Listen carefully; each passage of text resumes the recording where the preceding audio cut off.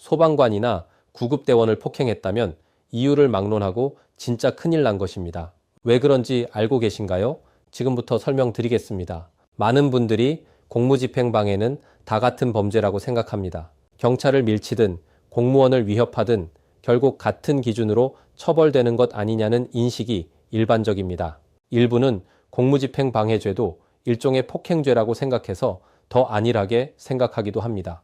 하지만 실무에서는 그렇지 않습니다. 특히 소방관이나 구급대원에 대한 폭행은 일반적인 공무집행방해보다 훨씬 더 엄격하게 다뤄집니다. 이들은 질서 유지가 아니라 생명 구조를 담당하는 공무원이기 때문입니다. 경찰의 직무도 물론 중요하지만 소방관과 구급대원은 화재 진압, 응급구조, 환자 이송 등 사람의 생명과 직결된 업무를 수행합니다.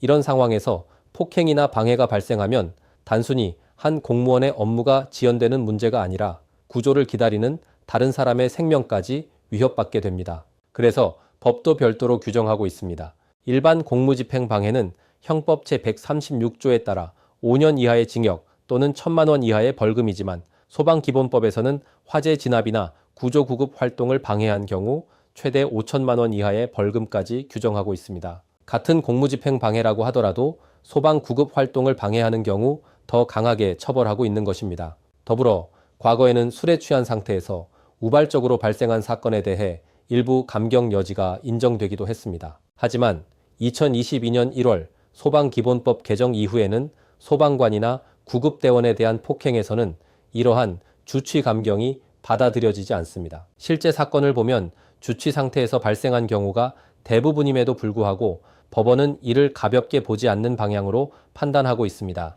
요약하자면 소방관과 구급대원에 대한 폭행은 개인에 대한 범죄가 아니라 사회 전체의 안전을 침해하는 중대한 범죄로 보고 소방기본법상 공무집행방해 규정으로 별도로 처벌하여 처벌 수위도 높고 실형 선고 비율도 꾸준히 증가하는 추세를 보이고 있습니다. 문제는 많은 분들이 이 부분을 제대로 인식하지 못한 채 소방관, 구급대원에게 감정적으로 대응하고 혐의를 안일하게 생각한다는 점입니다. 내가 당장 죽을 것 같아서 정신이 없었어요.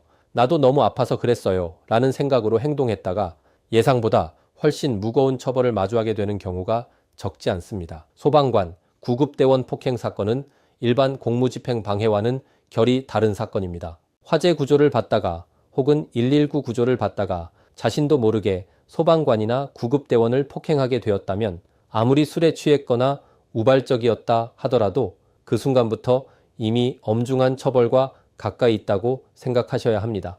만약 관련 사건에 연루되었다면 가볍게 판단하지 마시고 사건 초기부터 공무집행방해 사건 전문 변호사의 조력을 받아 정확한 상황 판단과 전략적인 대응을 통해 충분한 방어권을 행사하시기 바랍니다. 감사합니다.